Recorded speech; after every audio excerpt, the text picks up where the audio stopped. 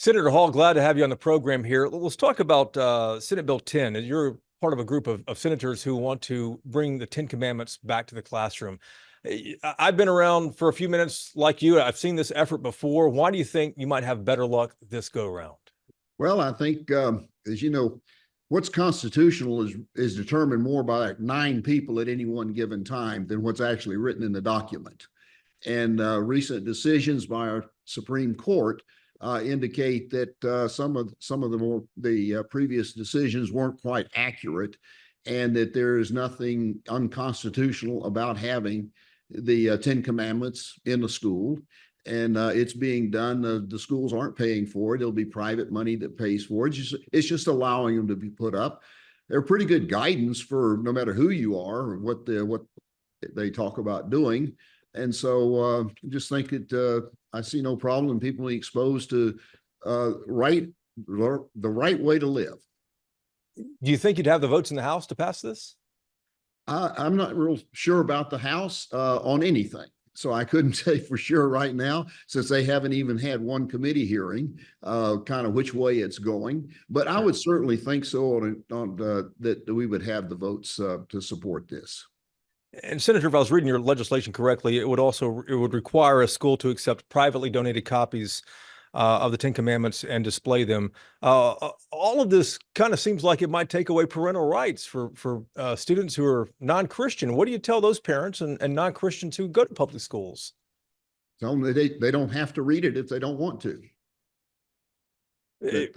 Having it in the classroom, though, do you think that violates any of their rights? I don't see that as a violation of their rights. No. Do you expect something like this would end up in court with as litigious as things are right now? Your words are very correct. Everybody loves to take everything to court. So I will not be surprised if somebody doesn't decide they want to take this to court. This bill has a low number, Senate Bill 10, which means it's a priority in the Senate. How soon do you expect this to be passed? It'll I would expect it to come up within the next couple of weeks. That quickly, okay. If this passes, would this be in place for the next school year starting in August? Yes, it would. So, and just to make sure I understand, most bills go into effect September 1st, but this would have an immediate. If it has the 2/3 votes, it would. Sure. It would be in effect immediately. If it doesn't, then it would go in effect 1st September, which would be shortly after school starts. Let's talk about the lottery for a moment here. A lot of people saw Lieutenant Governor Dan Patrick's expose the other day on X and saw him going into a courier service where they were selling lottery tickets. A lot of folks, myself included, I didn't realize that courier services could sell lottery tickets. You have Senate Bill 28 that's going to, if passed, outlaw this. Explain what's going on right now with the system. Well, what we have is basically what I would consider to be a criminal operation operating within the state government with the way they're currently operating the lottery system.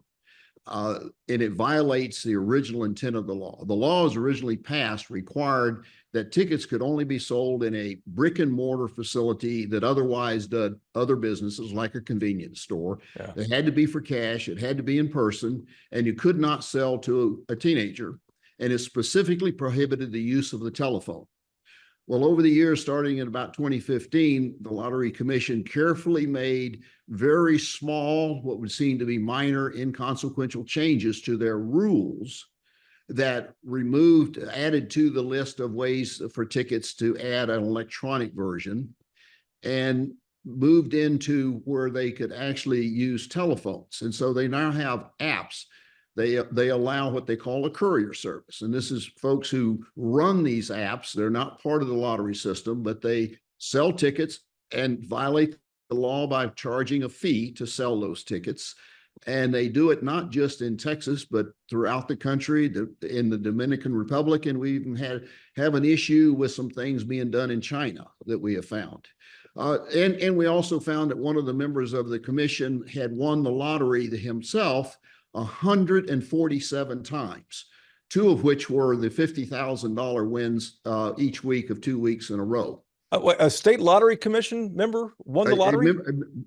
Someone, yes, working for the state. And was that allowed? Well, that's part of our question. The entire way the Lottery Commission has been operating for the last several years was not allowed by law, but no one was questioning it. I did last session. I had this bill. I passed it. Got out of the Senate, but it didn't pass in the House. I even had a rider added to the amendment that prohibited the lottery, the courier process from working, but it was just never followed. And so what we have found since then are facilities that have no other function except to house a dozen lottery machines in which operators sit there processing tickets that are coming in over the phone.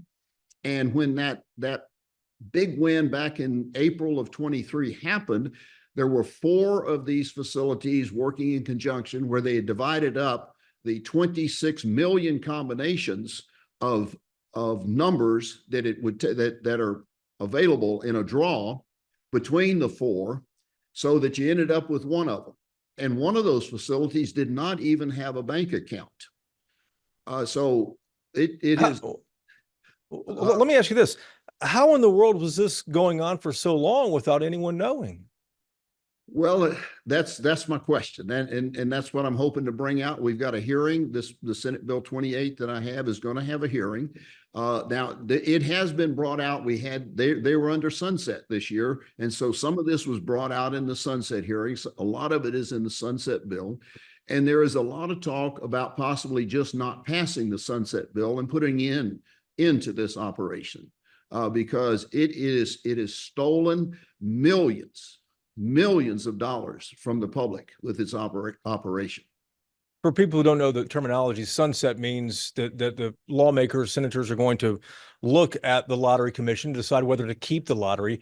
Is the Texas lottery going to remain in effect, you think, or will lawmakers vote not to renew it and get rid of it? I think if we do the right thing, I think it would be absolutely irresponsible of us not to end it, because it's been demonstrated that it doesn't matter what law we pass, they will find a way to work around it, because the way it is currently operating is in direct opposition to what the legislation that created it and stated in law that they shall not do. They wrote rules to quietly move away from that and move out to where now you have no idea of teenagers buying tickets, because it's all done on the phone. And they have made the system, the operation, the question of selling tickets in a brick and mortar facility for cash is all meaningless in the way it's currently operating. Let me make sure I understand that. Is the Texas lottery in jeopardy right now because it's been breaking the rules? Yes, as far as I'm concerned, it is. Do you think there might be the votes in the legislature to get rid of the lottery? I have yet to talk to a legislator that says, oh, we can't do that. They say just the opposite. It's time we put an end to it.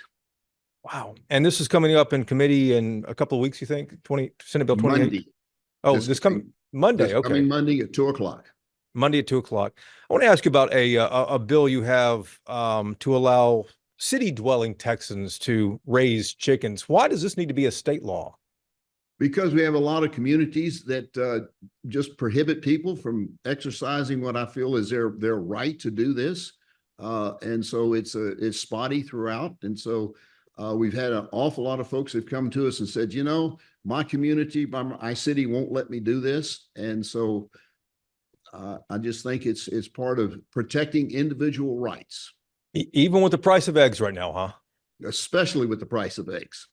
Senator Hall, it's good to see you. I appreciate the time, sir. Thank you, sir. Good to be with you.